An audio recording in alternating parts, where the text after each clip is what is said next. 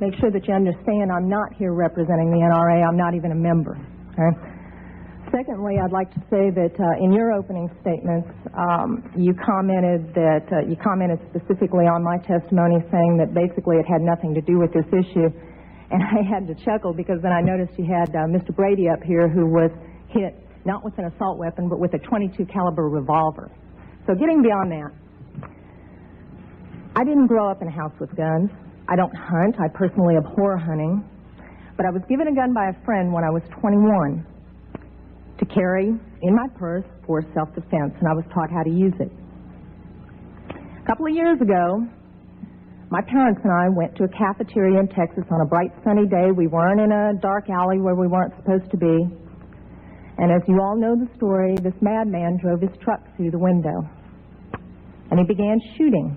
Well, immediately, my father and I got down on the floor and put the table up in front of us. And this guy kept shooting. And you're thinking, what could it be? Is it a robbery? That's the first thing that generally comes to mind. And he keeps shooting. It took me a good 45 seconds to realize that this man wasn't there to commit a robbery. He wasn't there for a hit. He was there to simply shoot as many people as he possibly could. Now, I'd like to make something clear. I hear all this talk about how many bullets can go in a clip. I've been there. I can tell you it doesn't matter. It takes 1 second to switch out a clip. You can have 1 bullet or 100 bullets. It doesn't matter, guys. I've been there. He goes, dump, dump, just like that. That's not enough time to rush a man. I promise you. When I finally realized what was occurring, I thought, I got him. And I reached for my purse. He was maybe 12 feet away. Is it possible my gun could have jammed? Sure. Is it possible I could have missed? Sure. But I can tell you I've hit much smaller targets at much greater distances. But then I realized that a couple of months earlier I had made the stupidest decision of my life. I took my gun out of my purse and left it in my car. Because as you well know, in the state of Texas, it's sometimes a felony offense to carry a gun in your purse.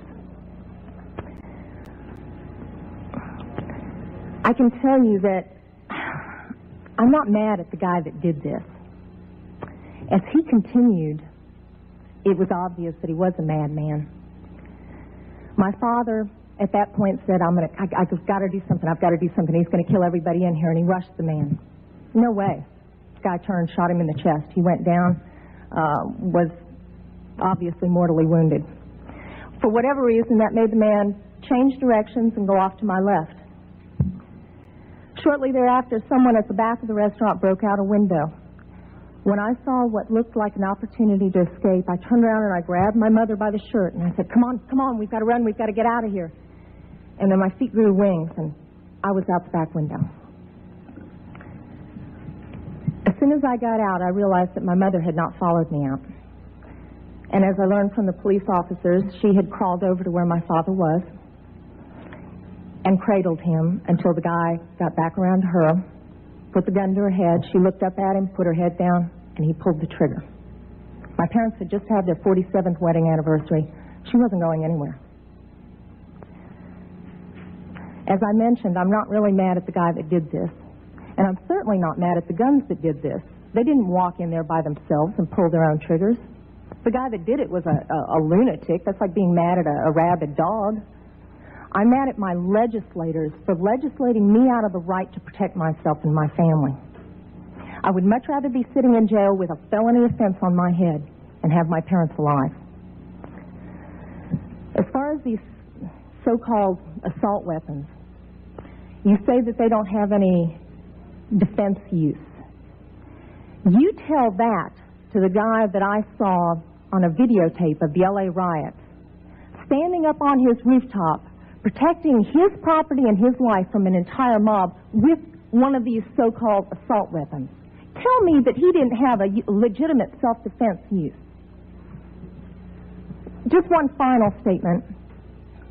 I've been sitting here getting more and more fed up with all of this talk about these pieces of machinery having no legitimate sporting purpose, no legitimate hunting purpose, People, that is not the point of the Second Amendment. The Second Amendment is not about duck hunting. And I know I'm not going to make very many friends saying this, but it's about our right, all of our rights, to be able to protect ourselves from all of you guys up there.